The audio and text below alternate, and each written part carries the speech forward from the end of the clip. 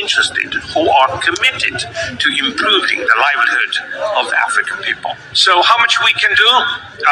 We are already having operations in Cote d'Ivoire, Rwanda, and we have a big pipeline in some of these countries. We intend to do projects in Ethiopia, Kenya, and Senegal, Benin. We are ready. And here I'd like to pledge $1 billion to $1.5 billion to support the mission. I just added it to the scorecard here. So. Yeah, I think I feel still very sorry. Only $1 billion or $1.5 billion is enough? I can tell you, it's certainly not enough. This is not the limit. We will continue to allocate resources. So I want to focus these resources for Africa to mission. Of course, we can still do something else. One point I have highlighted to other members, regional members, European members, why we should support Africa and Sub-Saharan Africa. Because this is the future. In the 21st century, Africa is going to be the growth engine. This is what we should do. And also, I told my colleagues, in the management team and in the bank and others, and also I told the regional members, when we put $1 in Africa, Sub-Saharan Africa, does not mean Sub-Saharan Africa is $1 richer, Asia is $1 poorer. That's wrong. This is a zero-sum game. It's not right. When we put $1 in Sub-Saharan Africa, we improve the connectivity with Asia and others, and then we work together to make the cake bigger and bigger and bigger. That's why I think we should be inclusive. Some people ask me, okay, you have 110, and you have so many members. Yes, we have members across the whole world. In each and every continent, we have members except Antarctic. And so people ask me, are you going to change the title of the bank? I say, no. Because Asia, Africa, Latin America, AAA. Good enough. Thank you. So that was fantastic. With a $1.5 billion commitment, you can speak as long as you want. Mr. Lee, thank you for highlighting the role of the IMF and its partners. As you so eloquently point out, the IMF is ready to do business. At this point, ladies and gentlemen, it is my absolute pleasure to welcome to the podium the Honorable Dr. Mgwili Lameck Nchemba, the Minister of Finance from the United Republic of Tanzania. Let's give the Minister a big round of applause, please. For concerted actions has never been more urgent. Africa stands at a pivotal moment on its energy. Despite the significant progress, Africa continent still faces an immense energy access gap due to insufficient electricity infrastructure.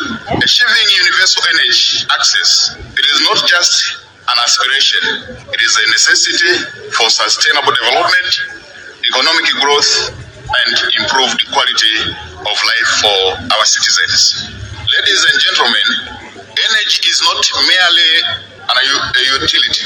It is a fundamental foundation for our economies and societies. We take it for granted to be satisfied as if it is enough when a part of a society has access to energy. Imagine the life for one day without energy, without electricity. And again, imagine the kind of life without electricity for 1 month. And again, imagine the kind of life without electricity for the societies whereby that is the kind and the way of life for them. It is unimaginable. Thank you so much. And Germany are in the Team Europe scheme, and also embarking EU resources that are so precious for the concessional part of this work. Last, I like the idea of national compacts. I connect that with the country platforms work, but with the JETP initiatives, especially in South Africa. We are part of it because we know in the end it rests on the country. It rests on the demand side. We're working in Ivory Coast and Tanzania on extending the grid, on-grid solutions.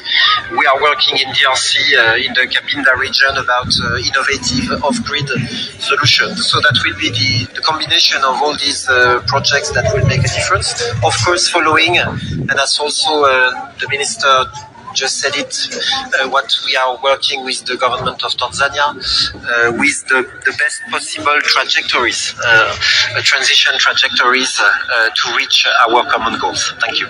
Thank you. So everybody knows I'm actually keeping score up here of the types of commitments that we're going to get from everyone.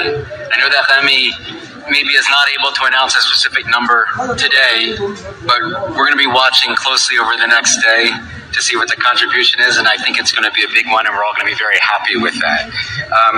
I'm going to turn to Mr. Jin right now. We consistently hear calls for re-engineering of the global financial architecture. In fact, I'm one of the people who screams really loudly about this all the time. But basically to be a better fit for purpose for the needs of developing countries, lower interest rates, local currency financing, scaled blended financing. Mission 300 is responding to the call by bringing together a broad range of public and private development actors. In fact, one of the things that the Rockefeller Foundation and RFCC is doing is we're going to be supporting sustainable energy for all.